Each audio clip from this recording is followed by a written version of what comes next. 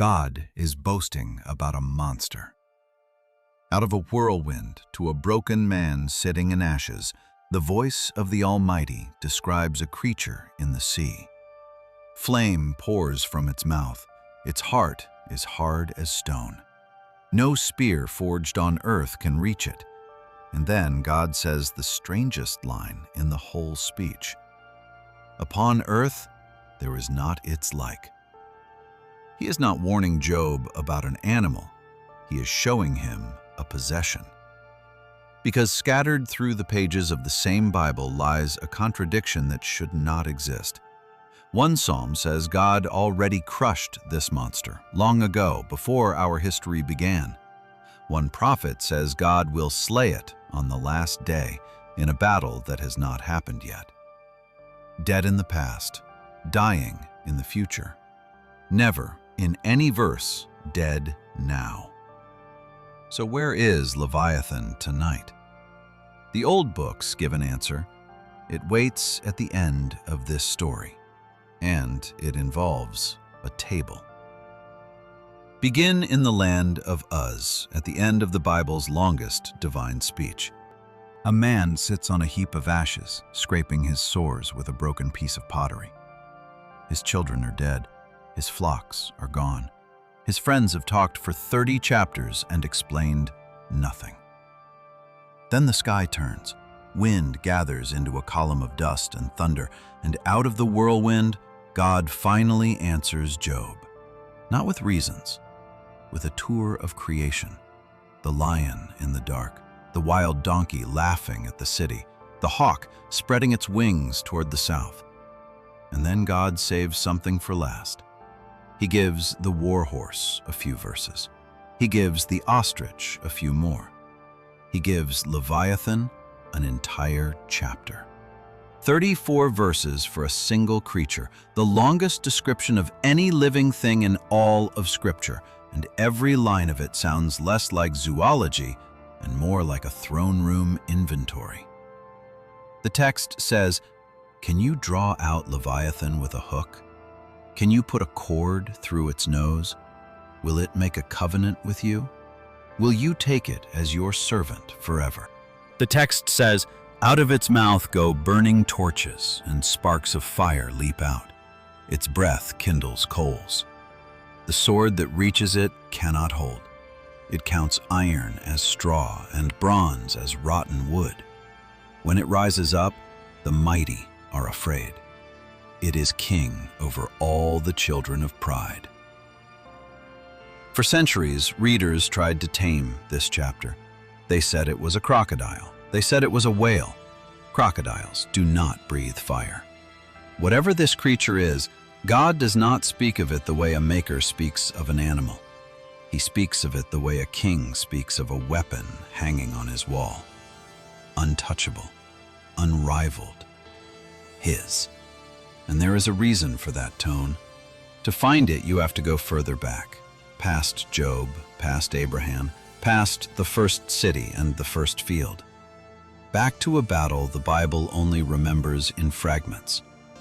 Psalm 74 was written in the dark. The temple is rubble. The carved work lies broken under axes. The singer stands in the wreckage of everything holy and reaches for the oldest victory he knows, the one that came before all others. He sings, "You divided the sea by your strength. You broke the heads of the dragons in the waters. You broke the heads of Leviathan in pieces and gave him as food to the creatures of the wilderness." Heads, plural.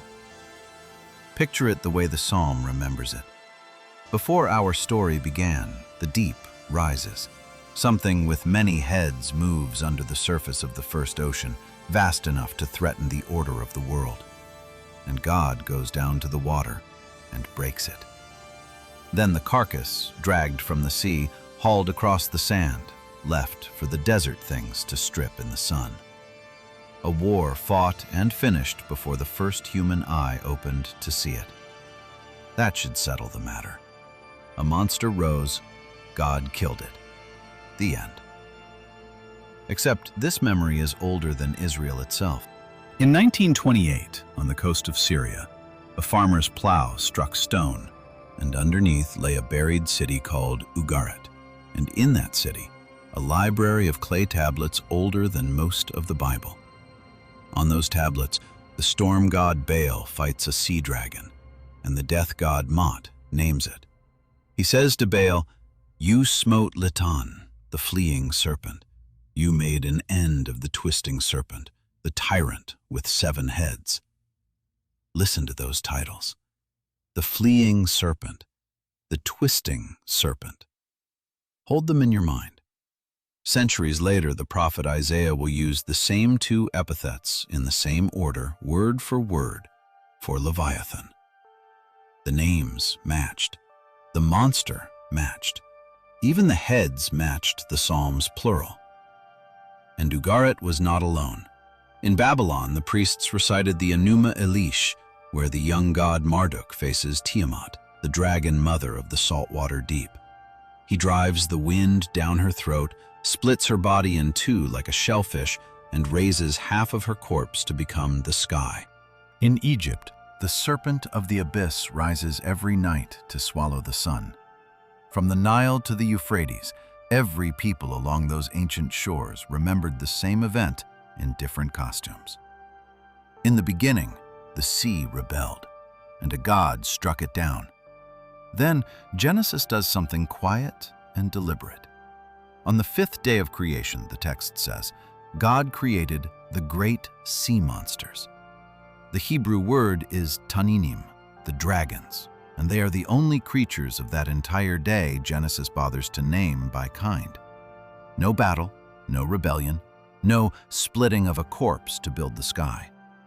In a world where every neighboring nation worshipped or feared the dragon of the deep, Genesis demotes it in a single verse. Not a rival god, a creature, made on purpose, on a schedule like the cattle and the birds. The monster was put in its place. The story should be over. Then you reach Isaiah, chapter 27, verse 1. Read it slowly. In that day, the Lord with his hard and great and strong sword shall punish Leviathan, the fleeing serpent, Leviathan, the twisting serpent, and he shall slay the dragon that is in the sea. Shall. The psalm sang of heads already broken, a carcass already eaten. Isaiah points to a day that has not come, the day of judgment at the end of all things, and says that on that day, God will slay the dragon that is in the sea. Is. Present tense. Still in the sea. Same monster, same ancient titles. One battle behind us, one battle ahead of us. If words mean anything, the monster is not dead. Then where has it been all this time? Scripture itself drops 2 clues, and both of them are worse than the question.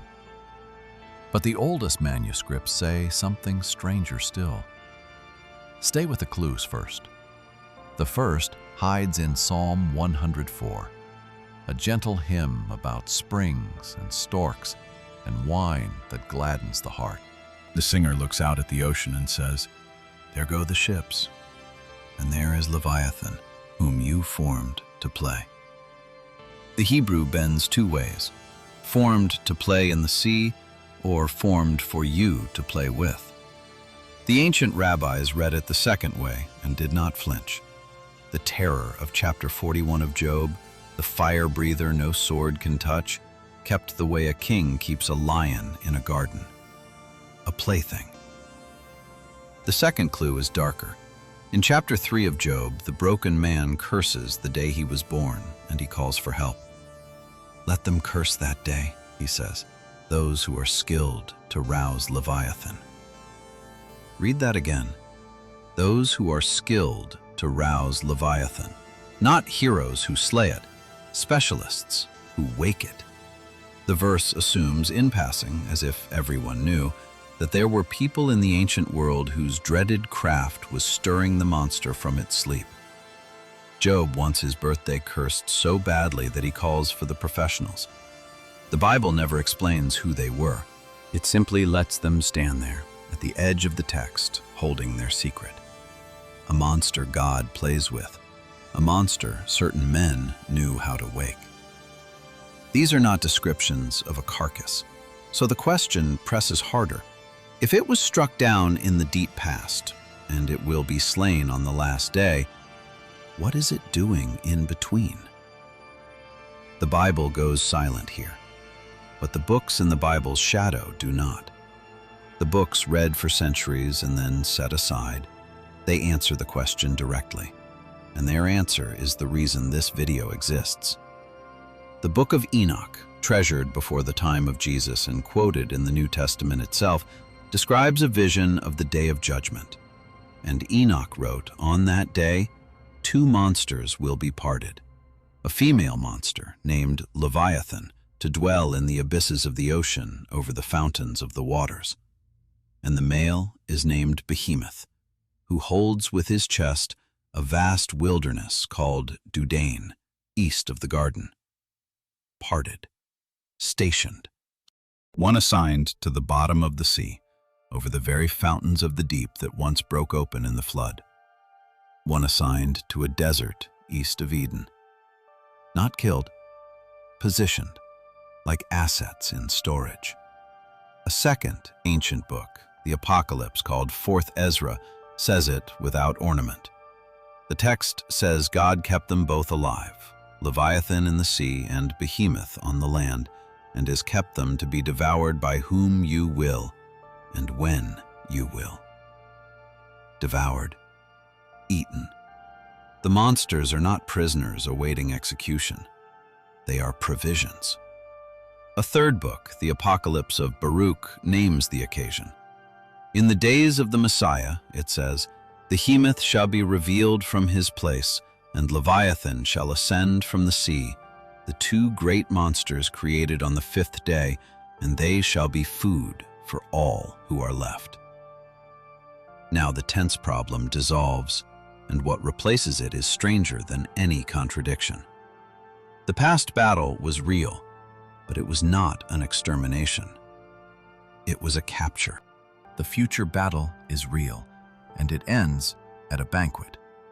And everything in between, every empire, every century, everything we call history, is the keeping. The rabbis of the Talmud in the tractate Bava Batra preserved the fullest version of the tradition, and they taught it with straight faces. Everything the Holy One created, they said, he created male and female, even Leviathan. But if that pair had ever bred, their offspring would have destroyed the world. So God maimed the male, and the female he slew and salted her flesh to be kept for the righteous at the feast of the world to come. Salted her, like a fisherman preserving a catch. The same tradition says the survivors of the last day will eat the monster's flesh at God's own table, that a shelter will be cut from its skin to cover the righteous, and that whatever skin remains will be spread upon the walls of Jerusalem, shining to the ends of the earth. The rabbis even named the creature's food supply. The Jordan River, they said, runs down through the seas and ends in the mouth of Leviathan. Be clear about what this is. This is not the Bible speaking. This is Enoch, Ezra, Baruch, and the Talmud, the traditions that grew up around the Bible's silence, recorded by people who knew the verses of Psalms and Isaiah better than anyone alive today, and who concluded that the only way both verses could be true is if the monster was being held. You may set their answer aside, but notice that the Bible's last book does not. On the island of Patmos, an exiled old man named John sees the end of the world. A great red dragon rises in heaven, and John counts its heads. 7. The same number the tablets of Ugarit gave the twisting serpent some 1,500 years before. Then John watches a beast rise up out of the sea, the deep finally surrendering what it held, right on schedule, for the last battle Isaiah promised. And when the battle ends, and a new heaven and a new earth descend, John records one final detail, easy to miss. In the new creation, the sea was no more. Of everything God made in the beginning, the sea alone is not carried forward. The cage is not rebuilt. As if once the prisoner is gone, the prison has no reason to exist, which forces the question no sermon wants to touch. Why keep it? Why would the Almighty, who broke the heads of the dragon once, leave it alive at the bottom of the world for the whole length of history? The scholars have one answer. The dragon, they say, is chaos itself, the old enemy of every creation story along those shores, and Israel's poets inherited it and bent it to their god. In that reading, the keeping is a confession about the world. Chaos was never abolished. It was restrained. The book of Job says God shut up the sea behind doors and bars and told it, "This far you may come and no farther, and here shall your proud waves be stayed." Stand on any beach and you can watch the leash hold.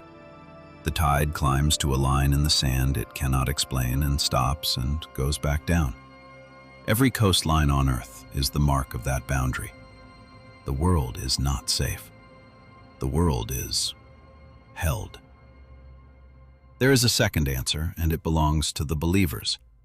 Evil has an appointment.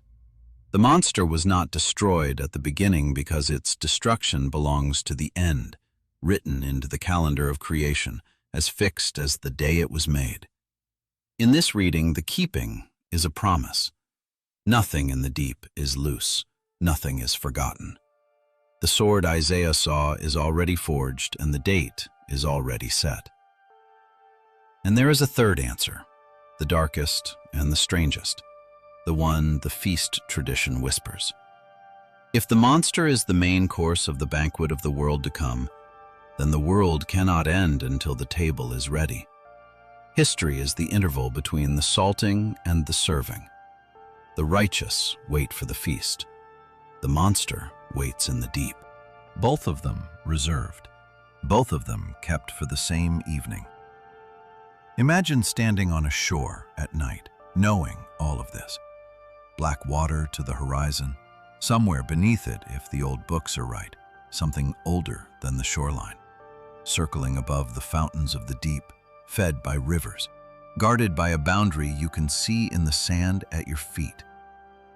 Would you call that mercy? Or a threat held in reserve? And one more question, the one Job chapter 3 leaves hanging in the dark.